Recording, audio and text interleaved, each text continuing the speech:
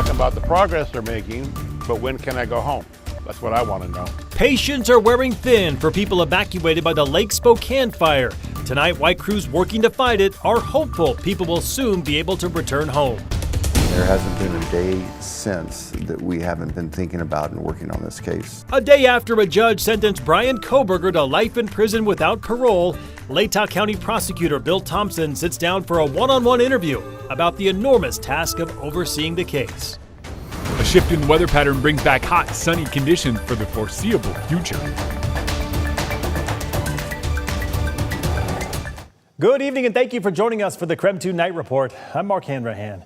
Brian Kohberger is now in the Idaho Maximum Security Prison near Boise after being sentenced yesterday for the murders of 4 University of Idaho students. This is his new mugshot from when he arrived in prison. With the case over, more court documents are expected to be unsealed over the next several weeks to months. A motive has never been revealed in the case. A judge sentenced Kohberger to life in prison without the possibility of parole. Abby Davis with our sister station in Boise sat down with Latah County prosecutor Bill Thompson. He says the defense approached his team about a plea agreement at the end of June. He believes it was the right ending to the case, even if some victims' relatives disagree. There hasn't been a day since that we haven't been thinking about and working on this case. November 13th, 2022. A tragic day, Latah County prosecutor Bill Thompson says still feels overwhelming years later. I think anyone who doesn't feel some emotions in this case has something wrong with them. A case that's now over after an Ada County judge sentenced Brian Kohberger to life in prison on Wednesday for killing 4 University of Idaho students. He didn't just take them from the world. He took them from me, my friends, my people who felt like my home. All the victims, all the families, these are good people. They're suffering and they're going through so much pain. And we hope ultimately that the resolution here will provide some support on the road to healing. Special prosecuting attorney Josh Hurwitz says the plea deal negotiated by both legal teams was the best possible outcome. It provides finality. It prevents re-traumatization. Some of the victims' loved ones disagree. Kaylee Gonzalez's brother, Stephen, put Thompson's record on blast after the sentencing. There is a clear and troubling pattern. Families are left feeling unheard, justice is negotiated down through plea deals, and the public is left with unanswered questions. Thompson pushed back on those claims. Every case stands on its own merits.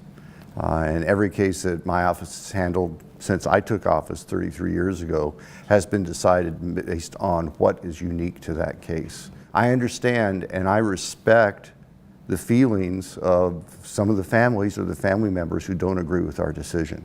I honestly do. But there are also others who feel like they have received some comfort and some closure from this. And in the end, it has to be the prosecutor's decision. For more on yesterday's sentencing, you can text the word Moscow to 509-448-2000 and we'll send that information directly to your phone. So-called doomsday mom Lori Vallow Daybell is scheduled to be sentenced in Arizona tomorrow. In June, Vallow Daybell was found guilty of conspiring to kill her niece's ex-husband. Before the latest trial, she was convicted in Idaho for killing her 2 kids and then convicted in Arizona for conspiring to kill her former husband. Lori has requested a new trial in that case. An eastern Idaho man will spend the rest of his life in prison for murdering his pregnant wife, unborn child, and 10-month-old son. Jeremy Best was sentenced to 3 consecutive life sentences without the possibility of parole today. Teton County law enforcement found his pregnant wife, Callie Jean Best, dead back in 2023. Police issued an Amber Alert when they couldn't find the couple's 10-month-old son, Zeke. His body was found in a sleeping bag on the side of the road. Earlier this year, Best entered a plea with prosecutors pleading guilty to the murders. It has been nearly a week since the Lake Spokane Fire sparked in Stevens County near Tumtum, and crews are optimistic about their progress. As crews increase containment, evacuations remain in effect, and neighbors are on edge. KREM 2's Connor McAvoy went to a community meeting tonight where many of them are sheltering in place.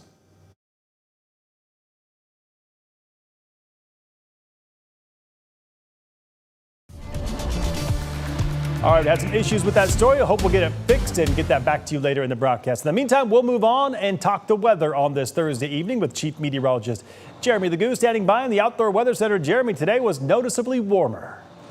Quite a bit, and we're even hanging on to some of that warmth here this late at night. 78 degrees is where we currently sit, and across much of the region, temperatures are still in the 70s. That means we are looking at another warm morning tomorrow. But as our low slowly works its way out, we'll still be dealing with some of the wind from our frontal boundaries. So low, and then our front drapes back almost like that. And what that means for us is that we're just in another day of wind. But because the front's not going directly over the top of us and the low sits pretty far away, we're looking at westerly winds about the same strength as yesterday. We're waking up to temperatures around 60 degrees, likely a little warmer with how warm we are right now. And then tomorrow afternoon, we're every bit as warm as today. Maybe a degree or two colder, but that's splitting hairs, and you're really not going to notice that difference. What you will notice is a little bit cooler temperatures both Saturday and Sunday.